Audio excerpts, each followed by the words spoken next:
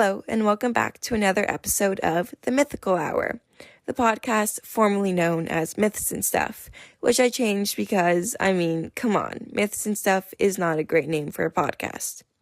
Also, I know my episodes are not an hour long, but the mythical quarter of an hour or the mythical 15 minutes don't really roll off the tongue now, do they? Also, just want to say sorry for not posting a lot. I've had a crazy month just with Thanksgiving and a lot of other stuff, but I hopefully will get back to my regular posting schedule soon. Okay, so now that I've gotten that out of the way, on to the actual content for this week's episode, Dionysus. So, welcome to this week's episode of the Mythical Hour, Dionysus and King Midas, a guy who likes wine and a guy who likes gold.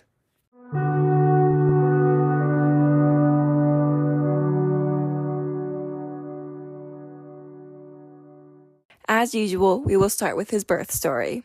Dionysus is the son of, you guessed it, Zeus, and the mortal princess of Thebes, Semele.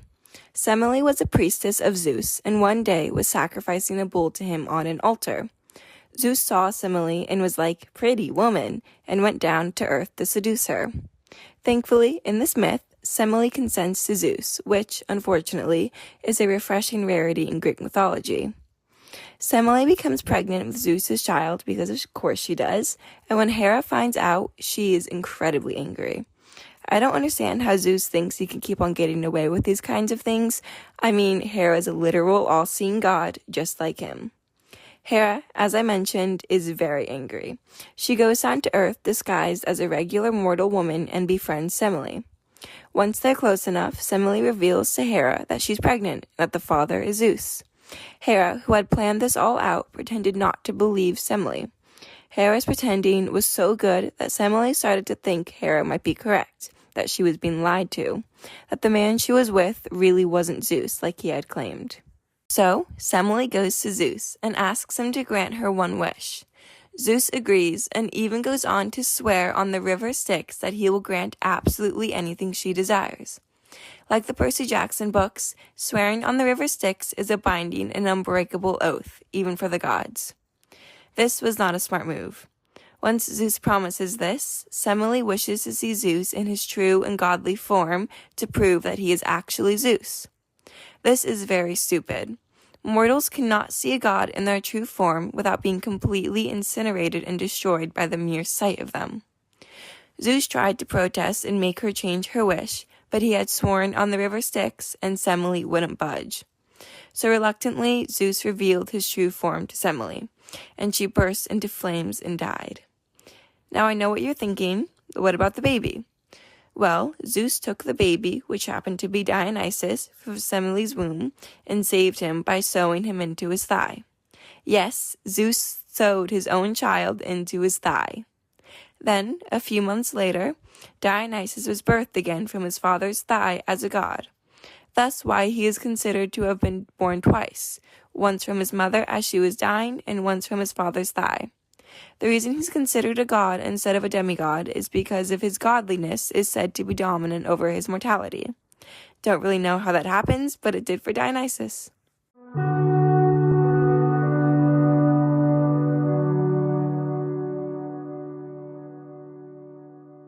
After he was born, Dionysus was then whisked away by Hermes to protect him from Hera.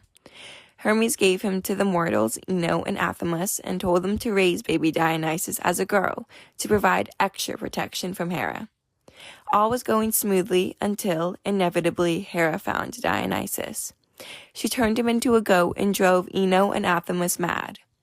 Zeus was able to interfere and turn Dionysus back into a god, but not before Athamas shot and killed his eldest son, Laerchos, because he thought he was a deer.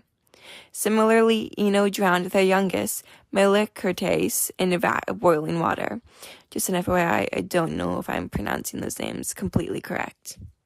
After realizing what they had done, the two parents flung themselves off of a cliff. Hermes then took Dionysus to the land of Nyssa, a purely fictional place, to escape the wrath of Hera. Dionysus was then, in most myths, raised by nymphs, notably the rain nymphs or the Hyades. The Hyades were then placed in the stars as a constellation by Zeus as kind of a thank you for raising his son. There are a few interpretations of how Dionysus created wine, but I will be telling my favorite, the myth of Ampelos, because honestly it's the most entertaining. Ampelos was a beautiful satyr who Dionysus fell in love with. We don't know much about their time together or how they met, but we do know that one day Ampelos was riding a bull. While on that bull, he decided to insult the moon goddess Selene with basic ego, boastful kind of stuff. Selene was angry and sent a gadfly to attack the bull Ampelos was riding. We have talked about gadflies before, but they're basically bees. The gadfly stung the bull Ampelos was riding, and the bull bucked him off and pierced him with its horns. Ampelos obviously died, which Dionysus was incredibly upset about. So to preserve his memory, Dionysus turned Ampelos into the very first grapevine, and from his blood, Dionysus created wine. Because there's nothing like getting over the death of your boyfriend by drinking his blood.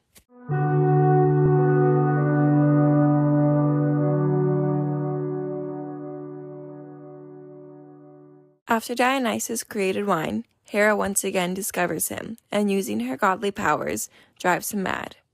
Dionysus wanders around the world in his madness, until he eventually comes across the kingdom of Phrygia, where his grandmother Rhea cures him. After he is cured, Dionysus continues to travel around Greece and other places, and he picks up quite the entourage as he travels. He was accompanied by the Maenads, which were his female followers who were said to be possessed by the gods because of their frenzied and ecstatic demeanor. They were also said to have unusual strength and could apparently tear animals and people to shreds. So they were pretty cool. We are going to delve a little more into the Maenads because they are pretty important when talking about Dionysus. The Maenads were not just women who wished to worship and revel with Dionysus, but also referred to women who refused to worship him, and who Dionysus subsequently drove mad as a punishment. This is shown through the myth of the three daughters of Minyas, the mythological founder of the Orchomenas, which I am not pronouncing correctly. The three daughters denounced Dionysus to focus on their womanly duties and such. As a punishment, Dionysus drove them mad. They began to hear invisible drums and saw ivy on their looms. Typical stuff when you turn mad. Then, as the cherry on top, in their madness they picked one of their children and tore them to pieces. Because Greek mythology is weird. It's important to note that women could choose to become a Maenad, and not all of them were forcibly driven mad. Once Dionysus was fully grown and regained his sanity, the gods welcomed him to Mount Olympus, even Hera. The goddess of the hearth, Hestia, gave up her seat for Dionysus so he would have a spot, and she took her place next to the fireplace on Mount Olympus.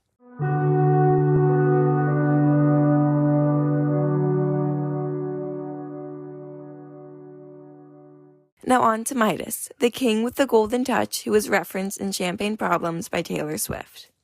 One day, Silenus, a satyr, friend, and tutor to Dionysus, and sometimes considered the oldest and the wisest of the satyrs, got very, very drunk, and started to wander around aimlessly. Wandering so far from home, Silenus eventually passed out in King Midas of Phrygia's rose garden. The king found Silenus passed out and recognized him. Midas invited Silenus into his palace for 10 days, where he entertained, fed, and housed him. Then, on the 11th day, Midas returned Silenus to Dionysus. Dionysus was incredibly grateful to Midas for keeping his friend safe, so he told the king he would grant any wish he had. He didn't really learn from his father's mistakes, I guess. Midas wished for everything he touched to be turned to straight gold, which we will soon learn was not the best idea. After Dionysus granted his wish and left, Midas went around touching random objects, turning them to gold. First, he went outside and grabbed a stick, and boom, it was gold. He then tried a rock, and again, it turned to gold just by his touch. He touched each rose in his garden, and again, they all turned to gold. Overjoyed, he told his servants to prepare a huge meal in celebration. But when he sat down to eat it, he found that when he went to actually eat the food, it would turn to gold from the simplest touch. And when he tried to take a drink of water, it too would turn to gold.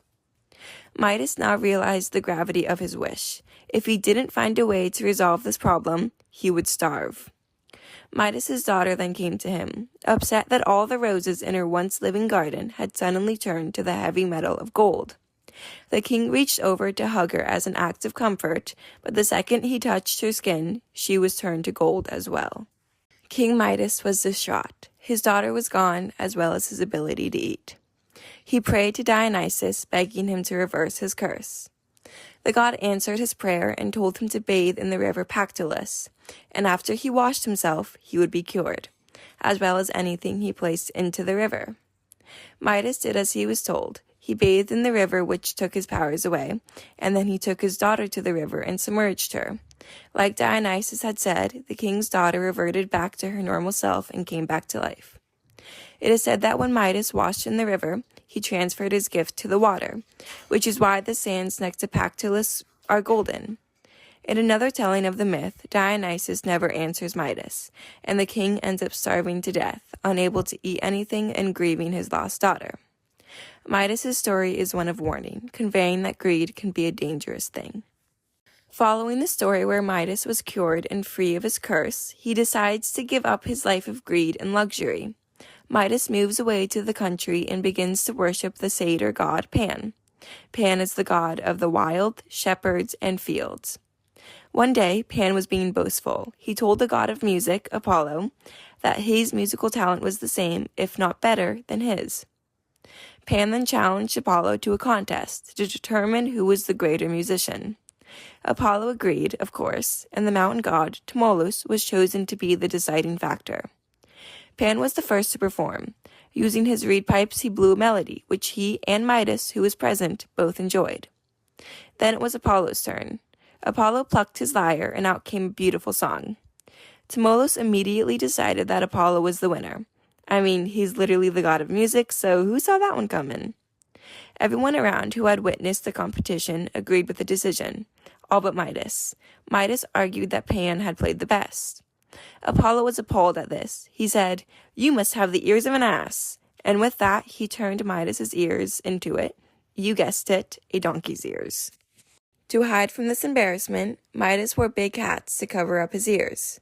The only person who knew of his misfortune was Midas's barber, who Midas made swear he would never tell anyone.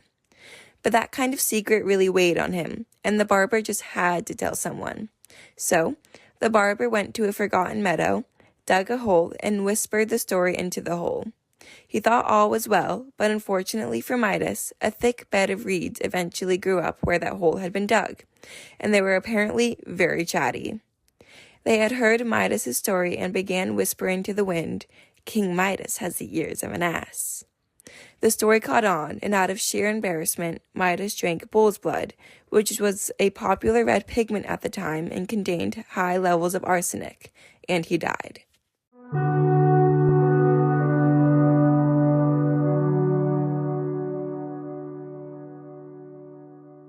And that, everyone, brings this episode of the Mythical Hour, hosted by yours truly, to an end. I hope everyone had a great Thanksgiving, at least to all the Americans listening. Again, this month was just absolutely insane. I had so much going on, not just schoolwork-wise, so I hope to have my bi-weekly episodes back soon.